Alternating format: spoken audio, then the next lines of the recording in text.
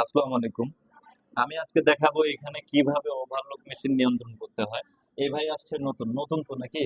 আচ্ছা, এখানে কিভাবে ওভারলক মেশিন নিয়ন্ত্রণ করতে হয়, হ্যাঁ, সবকিছু শিখাই আমি। এটার নাম হচ্ছে এটার নাম হচ্ছে নিডেল। ঠিক আছে? ওভারলক মেশিনের নিডেলের নাম হচ্ছে ডিসি। এখন 14 লাগতে পারে, 9 লাগতে পারে, 7 লাগতে পারে, যেটা লাগুক ওটা কোনো বড় ফ্যাক্ট না। বড় ফ্যাক্ট হচ্ছে ওভারলক মেশিনের নিডেলের নাম হচ্ছে ডিসি। ঠিক আছে? আর এটা হচ্ছে গাইড। এটা উপরের কাপড়টাকে এই কাপড়টাকে চাপে ধরবে উপর থেকে। ঠিক আছে? আর এই যে যেটাতে আমি প্রথমে পাও দিছি এটার নাম হচ্ছে ফিট। ঠিক আছে? এটার নাম হচ্ছে ফিট। এটা দিয়ে গাইড উঠবে।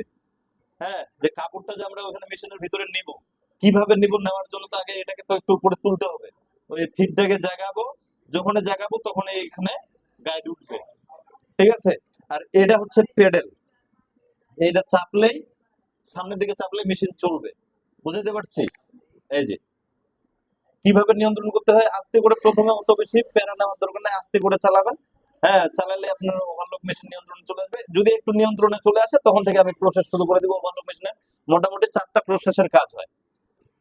একটা ওভারলক মেশিন দিয়ে 4টা প্রসেসের কাজ হয়, সেটা হচ্ছে side Siam, in Siam, Sam এবং সিঙ্গেল ফ্লাই। যদি মেশিন নিয়ন্ত্রণে থাকে আমাদের, তাহলে কোনো রকম সমস্যা নাই।